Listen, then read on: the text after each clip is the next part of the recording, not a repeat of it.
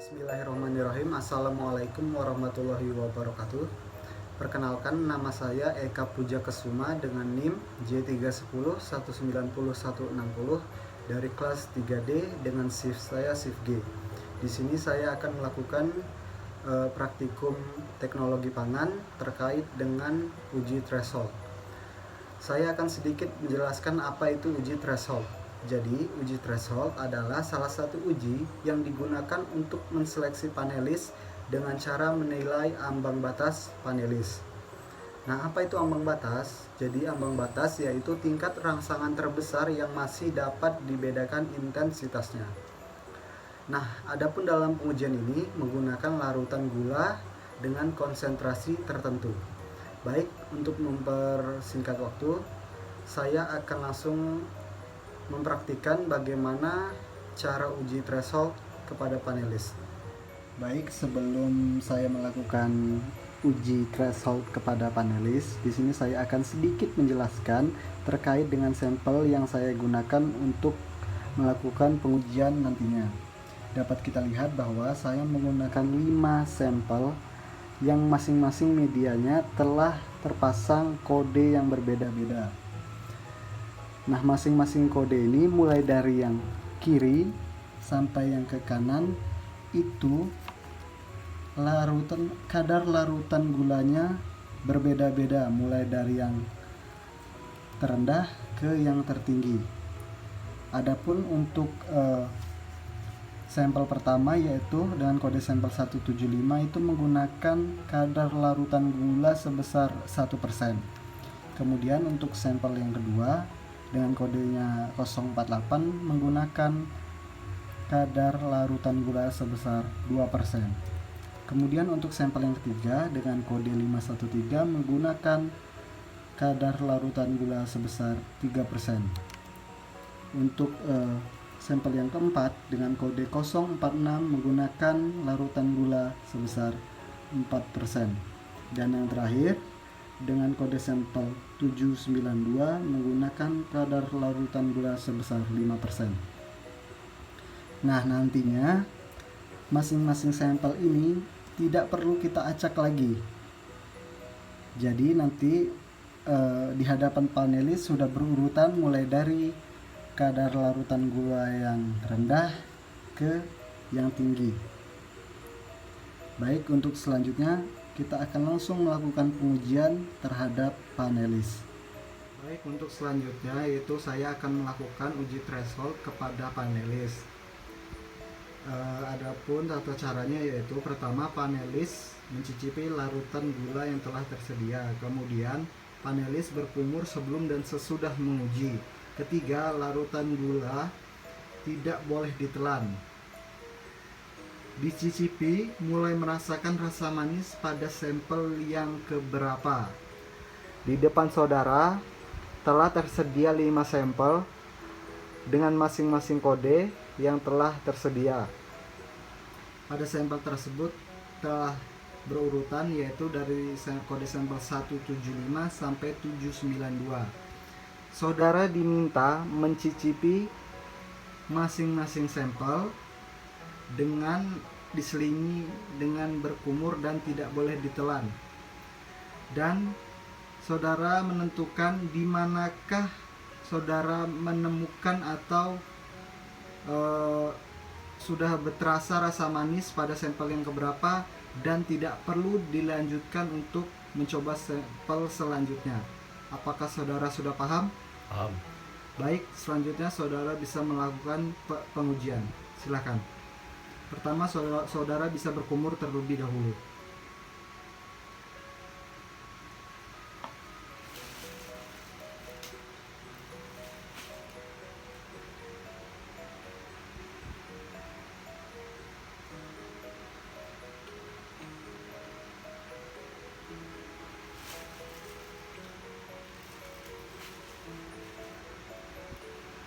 Baik, selanjutnya jika saudara belum menemukan rasa manis, bisa dilanjutkan untuk sampel yang kedua yaitu dengan kode 048, tapi pertama saudara harus berkumur terlebih dahulu.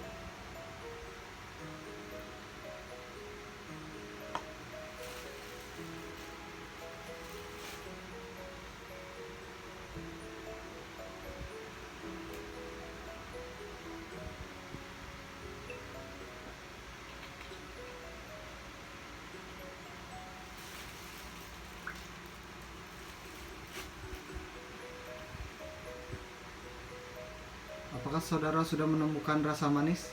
Belum. Baik, selanjutnya saudara bisa berkumpul kembali untuk mencicipi larutan yang ketiga dengan kode sampel 513.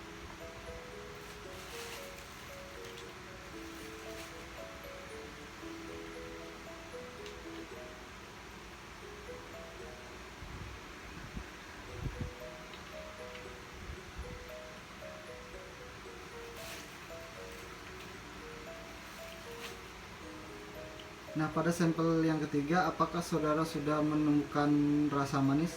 Sudah. Baik, jika saudara telah menemukan rasa manis pada sampel yang ketiga, saudara dapat menuliskan pada kode sampel tersebut,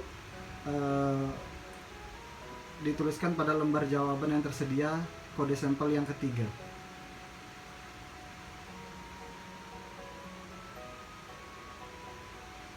Baik, jika saudara sudah menemukan rasa manis pada sampel yang ketiga, untuk selanjutnya saya akan melanjutkan untuk perhitungan hasil uji threshold. Terima kasih.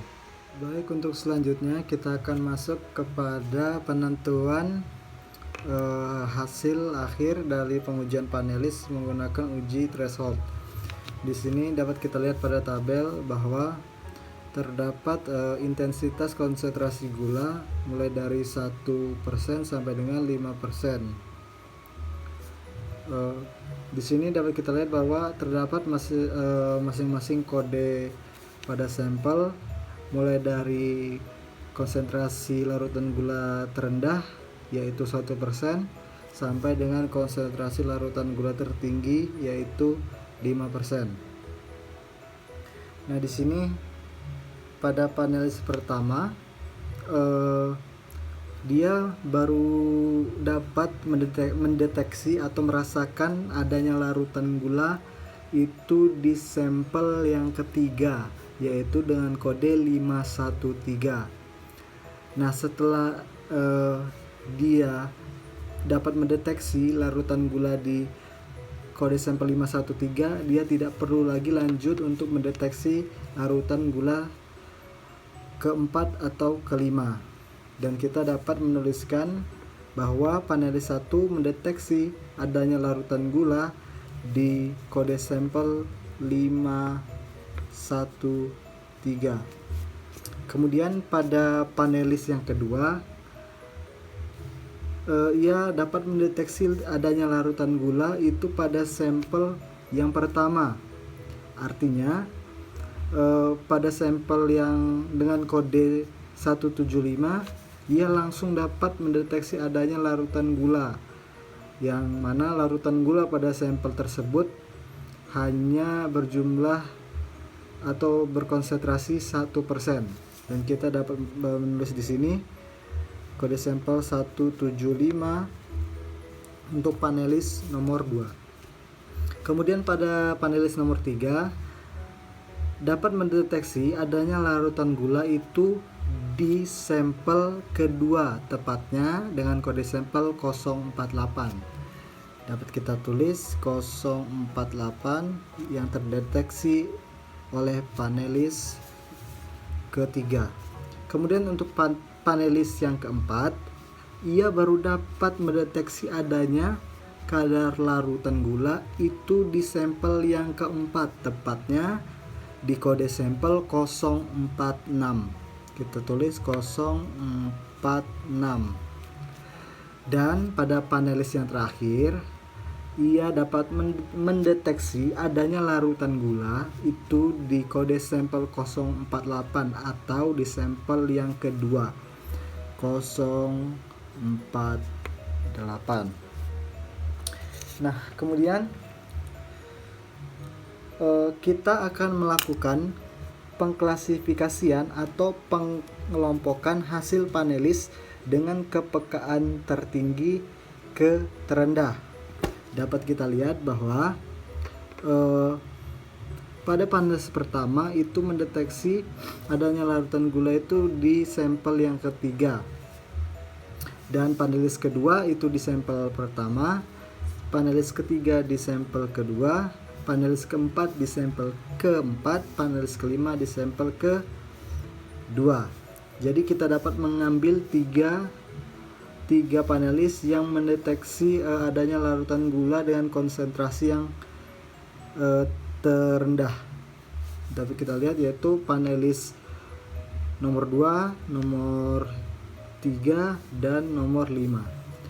Yaitu panelis nomor 2,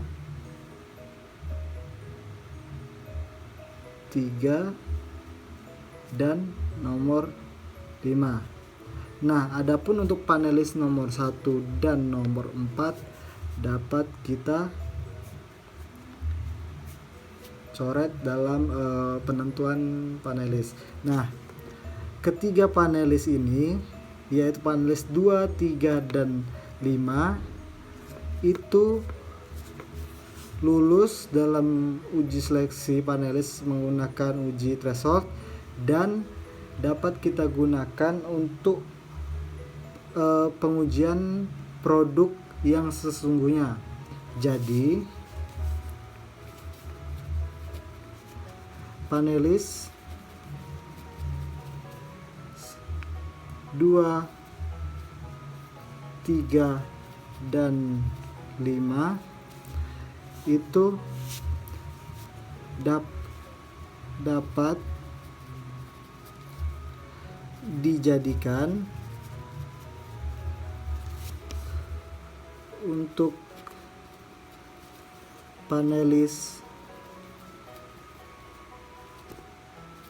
uji produk yang sesungguhnya.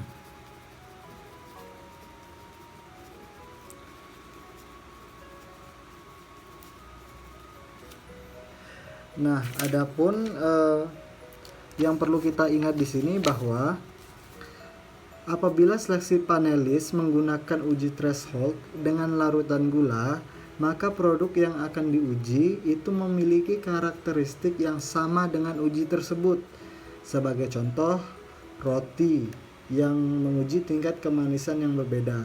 Jadi, jika uji threshold tersebut menggunakan larutan gula, berarti produknya juga yang mengandung larutan gula. Jika menggunakan larutan garam, maka produknya juga yang mengandung larutan garam.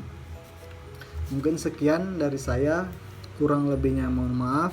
Saya akhiri. Wassalamualaikum warahmatullahi wabarakatuh.